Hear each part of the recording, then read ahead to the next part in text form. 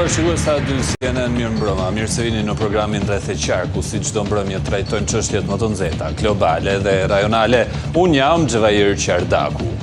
Në Oman, diplomacia ul në tryezë, ndërsa lufta qëndroi në këmbë. Pas dere, zyrtarët amerikan dhe iranian folën indirekt si dy kundërshtarë që nuk guxojnë të shikohen drejt në sy, por që e dinë se një hap i gabuar mund të ndezë gjithë rajonin. Washingtoni dërgon aeroplan mbajtëse, Teherani kërcënon me kundërpërgjigje dhe mes tyre qëndron fjala negociat, e brisht si xham në mes të një stuhie ushtarake. Për Iranin, këto bisedime duken si porta e fundit për të shmangur bombardimin për Shëban, si një ramp shpëtimi nga retorika e raketave, por kriza nuk është vetëm bërthamore, është edhe njerëzore. Ndërsa diplomatët flasin për uranium dhe raketa balistike, rrugët e Iranit mbajnë ende gjurmët e protestove të shtypura me gjak, mijëra të vrarë dhe dhjetra mijëra të arrestuar janë hija që ndjek çdo fjali zyrtare për fillim të mirë. Programi bërthamor është maja e icebergut, poshtë i fshihet një regjim i tronditur, një shoqëri e lodhur dhe një ekonomi që kërcet si metali ndryshkur.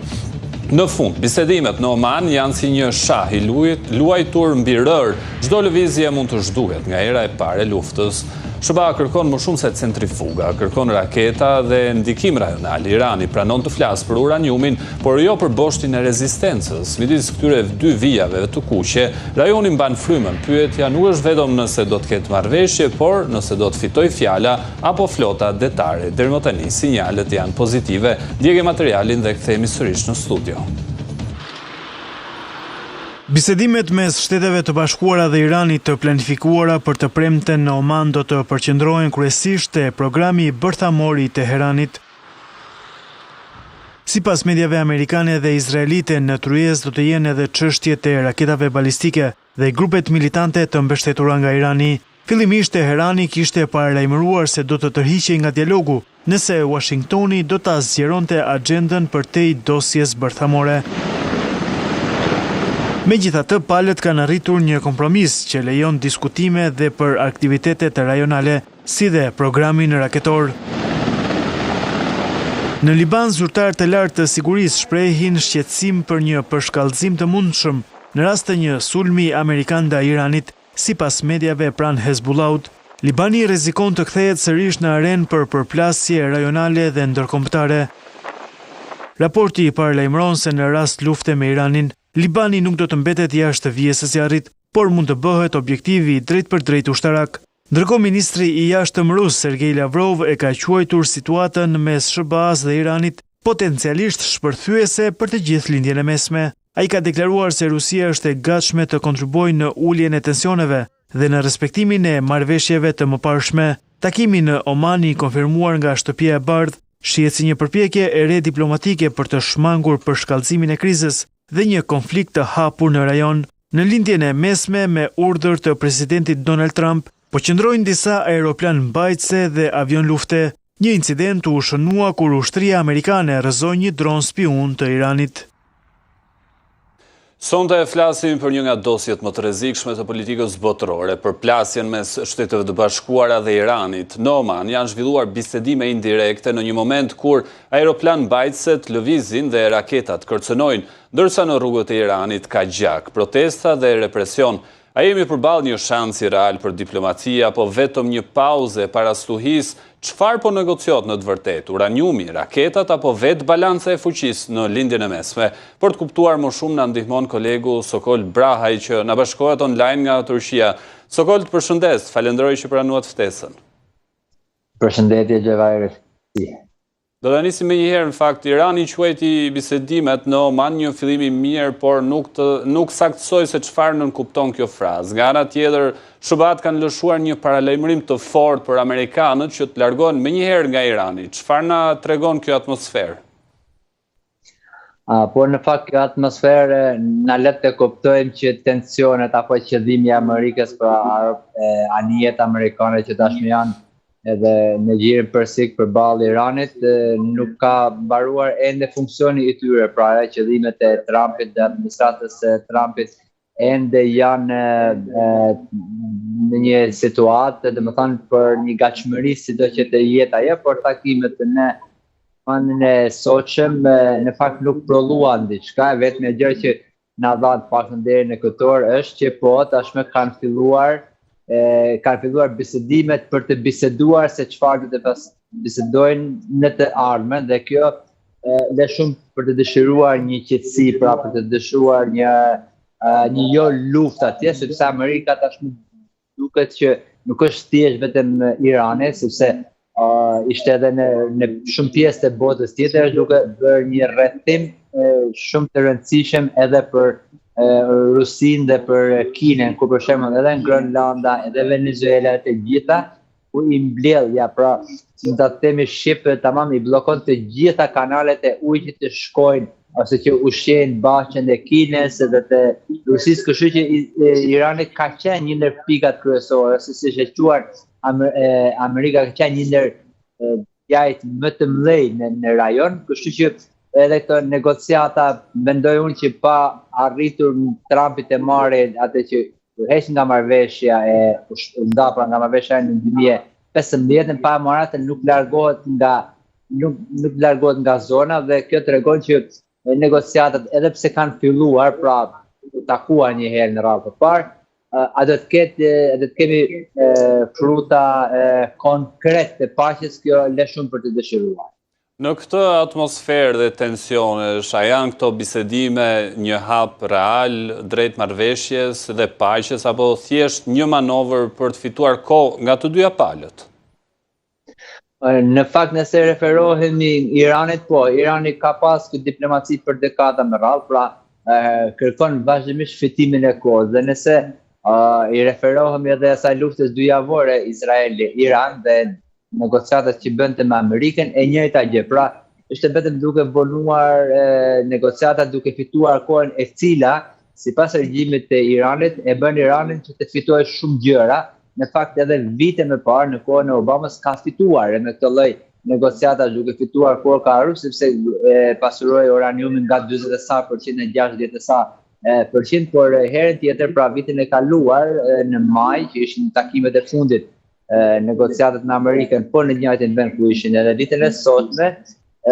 aty nuk doli fitimtare, pa do dalin fitimtare tani jo, sepse Amerika po shef edhe shumë më gjërë se sa mund të shikoj Iranit, njëjtën kohë po shef edhe përmbat edhe pulsin e Kinës dhe të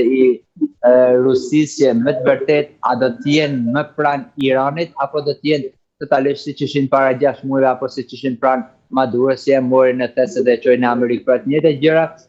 janë disa gjëra ku të dyja po fitojnë në kohë, por në fakt Amerika me të gjithë këto aeroplanbajse, me gjithë këto baza luftarake që ka përreth që nga Katari në Turqi, në të gjitha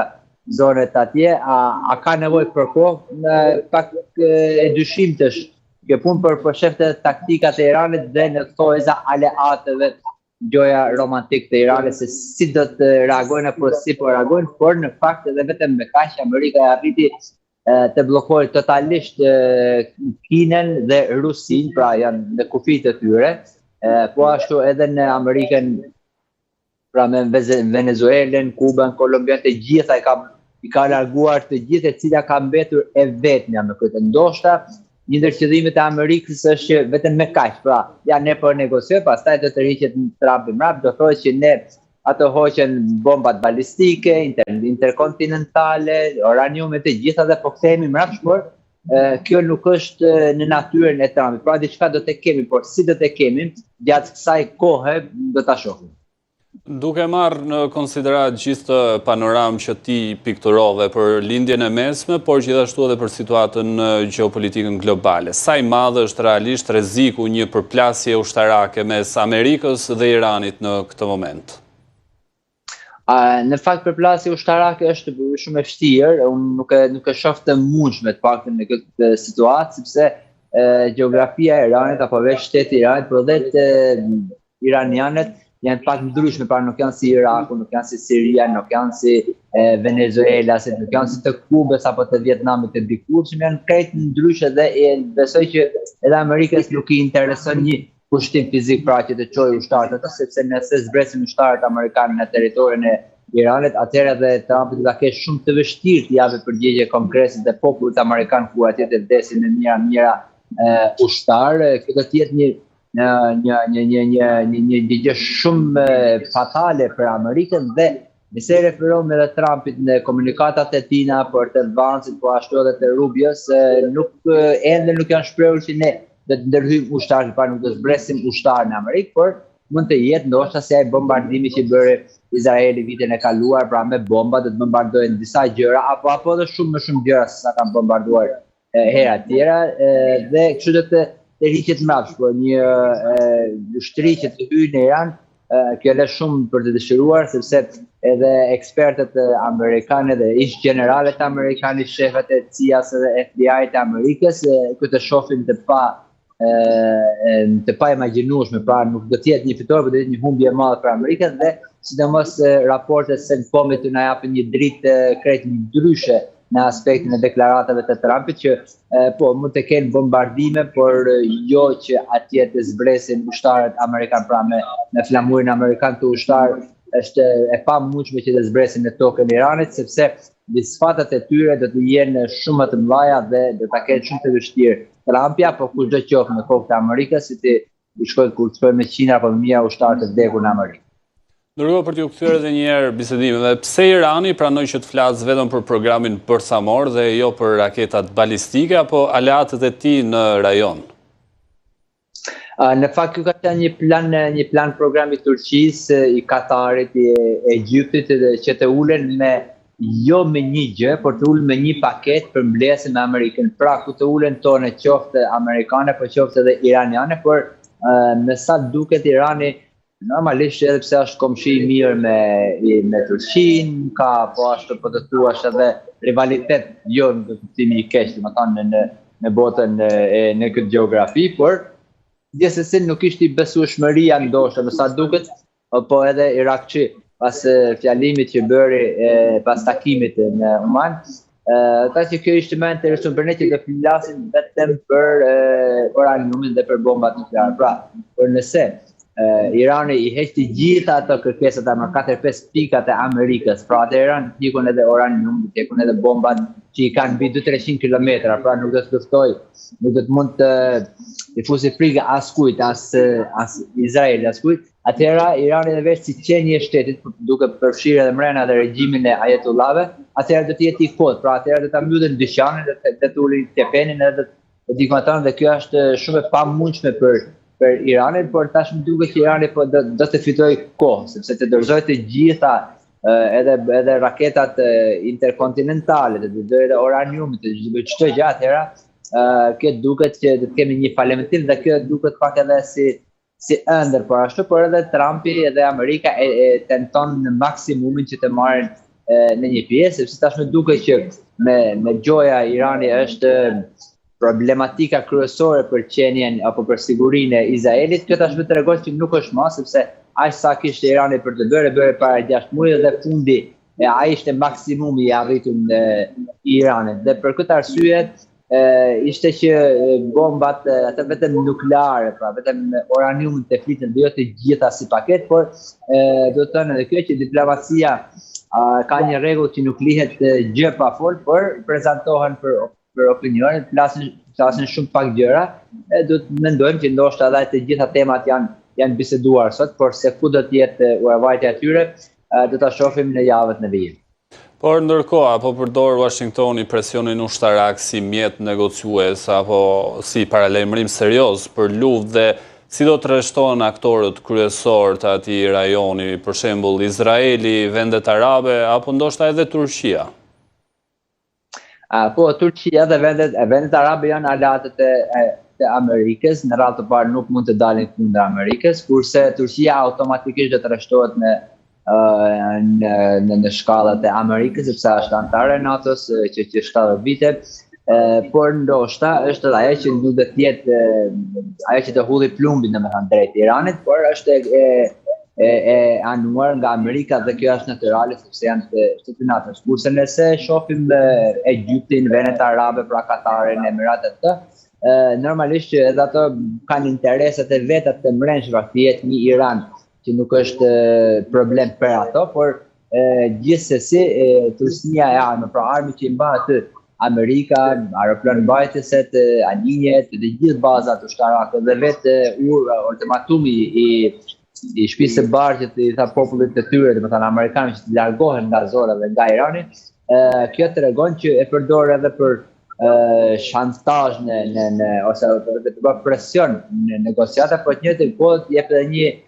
mesazh shumë ndryshe qoftë edhe për ata që mund të mendojnë, pra se e kanë në mend të jenë ndim të Iranit, pra siç është Rusia, apo siç është edhe Pakistani, apo Kina, apo vendet e tjera, kështu që me një gjë bën shumë presion gjithanë. Kurse Izraeli mund të jetë biles ka dhe teoria apo mendime ndryshme që thonë Amerika nuk do të nisë ashtu, por do të shohim një bombardim të Izraelit siç ishte 6 muaj më parë. Pra njëjtë gjë dhe fund punit do të çojnë B2 apo një dhe nga aeroplan bajës të dërgojnë disa bomba dhe na që ta mbyllin punën. Apo nëse është që Amerika me të vërtet do ta bëjë Iranin sikur po bërë Irakun apo dhe Sirin, atëherë me të vërtet do të kemi një katastrofë në matan rajone dhe të tjetë ndoshta edhe fillimi i një ferri për